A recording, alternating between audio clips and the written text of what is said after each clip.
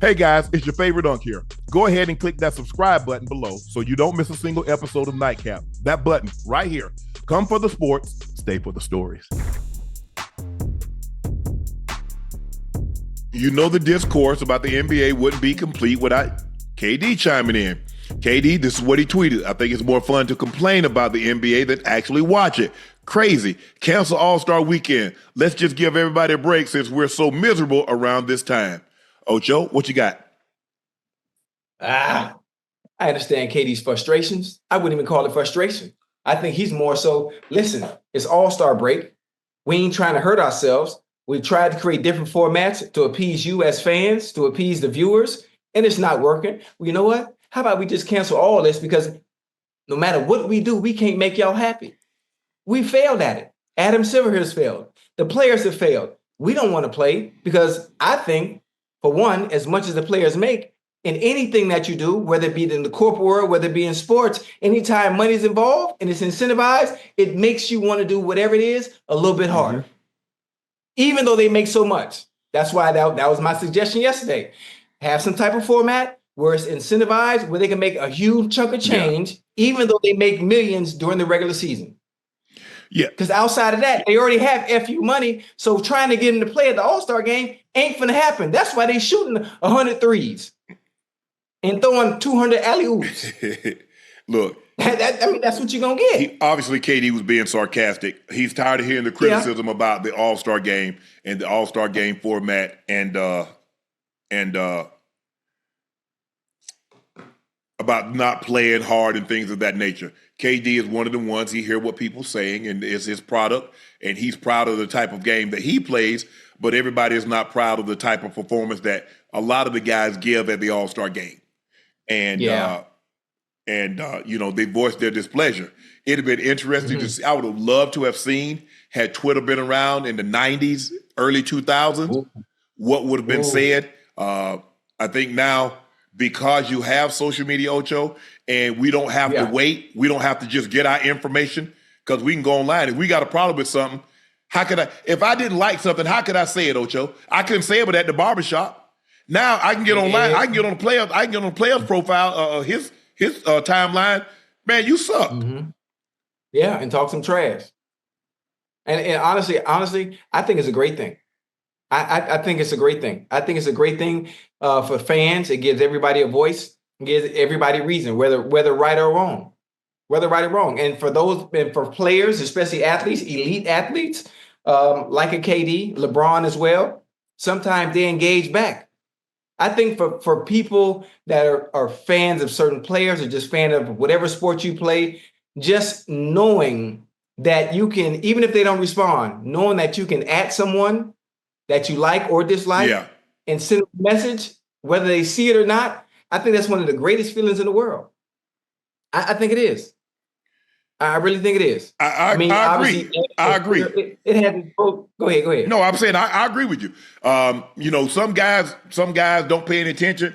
KD is one of those guys that he's going to respond if he think you're being he don't respond to all things, but he responds to enough of them. He's one of the guys that probably respond more than anybody. Maybe any professional athlete that I know. Yeah. And not just any athlete, we talk about one of the best to ever play the game. You got one of the best to ever play the game that's great right now, that takes his time out to engage with people, whether it's negative or positive. That's a good thing. That's a great thing. And I wish more players were like that. And most of them that have accounts, they have other people running their account. All they do is post, stuff that is promoting things that they are doing, sponsors and endorsements and stuff like that, or wherever, clothing or, whatever it may be. But people like KD and LeBron at times, they actually chirp back and forth. LeBron don't really do, it's got to be something really, really egregious for LeBron to respond. Just like, he's heard so much of it. He's almost damn near desensitized. That's why people was really surprised that when he responded to Chuck, because he's been dealing with it from day one. Nobody has been talked about as much. Nobody's been as criticized as much. He understands now that comes along with the territory. There haven't been a guy that's been more polarizing. The gamut of emotions. I like him. I dislike him. I love him. I hate him. No player in modern sports. Hey, you probably have to go. No in between, too. No. It ain't no on the fence. It's one side or the other. LeBron responded to something. I guess what's the guy name? He finally won two games. What's the guy that? Doug yeah. Yeah. Bron been waiting for that one. Yeah, but why? Did Doug say something about him in the past? Because that's the only reason why he would do something. Always. Oh, for real? Yeah. And so that's so it was warranted. A lot of times you got to be smart enough. And a lot of these players are smart enough. Why am I going to lend my audience your ear? Right. So, he went hard on Bronny?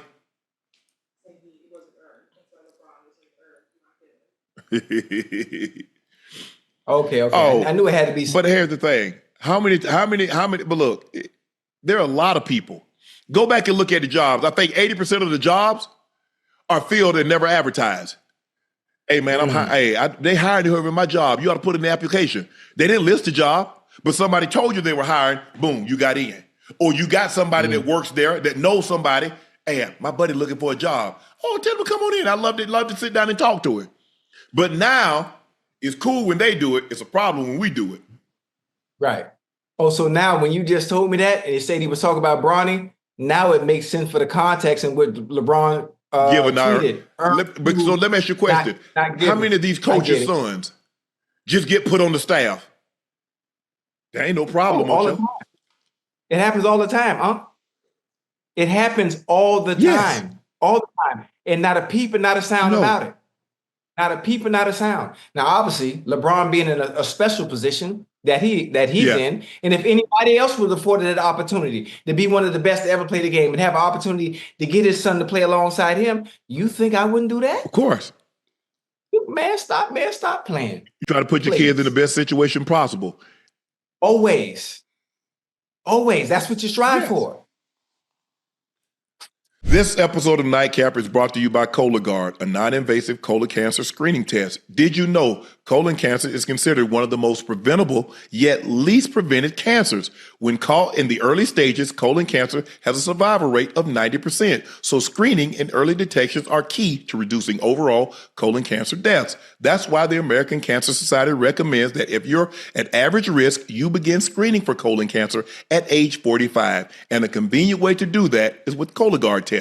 The Cologuard test allows you to be in control of your colon cancer screening through prescription-based tests delivered to your door with none of the prep that's required for a colonoscopy. No liquid prep, no days off, no invasive procedures. Plus, Cologuard test is affordable. Most insured patients pay $0, and a follow-up colonoscopy is needed after a positive Cologuard test. This is usually covered by insurance also. So if you're 45 years of older and at average risk, you can ask your healthcare provider about screening for colon cancer with the Cologuard test. You can also request a Cologuard prescription today at Cologuard.com/podcast. The Cologuard test is intended to screen adults 45 and older at average risk for colorectal cancer. Do not use Cologuard test if you have had adenomas, have inflammatory bowel disease, and certain hereditary syndromes, or personal or family history of colorectal cancer. The Cologuard test is not a replacement for colonoscopies. High-risk patients' Cologuard test in adults 45 to 49 is estimated based on a large clinical study of patients 50 and older. False positives and false negatives can occur. Cologuard is available by prescription only. Speaking of critiquing the NBA, Oscar Robertson has some ish to say about Draymond saying the NBA is boring. Let's take a listen to what the Big O had to say. Well, Draymond says so much. Who cares what Draymond says? He doesn't mean anything. People, this is what I mean. One guy can say this, and one guy can say that. The game is what it is. People either like the game or they don't. And I think people enjoy the game, especially if their team can win. And if you look at the basketball, it might be boring to him because if he's not passing the ball to Curry, what is he doing? I agree. Triple single is not to single that out because I think he knows how to play basketball, but he's passed his ball to Curry more than anyone I've ever seen in basketball. And so it means a lot. So, it might be boring to him at times because for what he's doing, maybe it is boring when he's out there. He's not shooting a lot, and he's not guarding a lot. So it's boring. Man, the Big O was cooking. Hey, yeah, he listen, he gonna tell it like it is, huh? Oh yeah, that's one to know. That's one thing the OGs, the older folk gonna do, especially when you criticize the game of basketball today. They gonna find everything, every critique wrong with your game while you playing right now, and why you find it boring based on what you say. Right. Now, is he right? Yes, in some sense, and he could also be wrong. Especially him. So you can agree to disagree, because Draymond feels exactly how it feels for a reason. But if you know anything about the Big O, this is who he is. Yeah. He's always spoken up. He's always said exactly what was on his mind. Right. Now, a lot of guys like, hey, blah, blah, blah, but that's not how he is. He's going to get right to the point and says, okay, well, let me tell you why it's boring. Because you don't get to shoot. You passing the ball. You setting screens. That ain't no fun. Right. I mean, but listen, that's the player he is. Right. That's not what he does. Obviously, shooting is not his game. Setting screens, passing, being an enforcer, that's what Draymond does. I mean, that's what he does. So obviously, that part of his game, it has to be enjoyable. Yeah. Just when it comes to certain aspects of it, especially now at an All-Star game, it's boring. Well, when you look at it, Ocho, I look at it like this. What am I good at? If I'm doing what I'm good at, I'm having fun. If I'm a scorer, but I'm not scoring, it ain't no fun. Draymond is a defensive player. Pat Bev, defensive players. You look at defensive guys that are limited or challenged offensively, they get excitement out of defending. An offensive player gets satisfaction out of scoring. Well, if I'm not scoring, what's my use again? Because everybody can't play both sides of the ball. That's very, very, very, very, very few players that at an elite level could both put the ball in the basket and limit somebody on the other end. You're talking about an Elijah Wan. You're talking about a Jordan. You're talking about a Kobe. You're talking about a Tim Duncan. Right. You're talking about David Robinson. You're talking about LeBron when he was in his prime. There are very few guys that can give you 30 on one end, and if a guy's averaging 30, hold him under that. There ain't a whole lot of guys like that, Ocho. Most guys are one-dimensional. Right. Yeah, you're right. Because that's how you make your money now, Ocho. Putting the ball in the basket. Yeah. So and go ahead. If you have no offensive prowess or offensive skill set on the defense end, you got to be elite. Yes. You got to be elite. And I think when it comes to Draymond and his role with the Warriors, obviously being an enforcer, but what he's been able to do for them, he's very valuable. Yes. In the way that he does some of everything. I mean, he's a jack of all trades. He doesn't master anything. Right. Limited scoring, okay rebounder, can run the offense. A lot of times they run the offense through him. He does a great job of setting picks, and he'll fake it like he's going to pass it, and he'll drive to the hole. He's carved out a nice niche, and he's probably going to end up in the Hall of Fame with 4 championships, a Defensive Player of the Year, 2 gold medals. He's probably going to be in Springfield. Yeah. It's just the reality of it, Ocho. Yeah. I like it. And one thing about Dre, he's going to fire back now. Oh, yeah. Hey, he going to fire back with all due respect. He probably going to say, really like the old guys like that, they let them slide. Now, maybe if Chuck had said something, he might have came back and Chuck.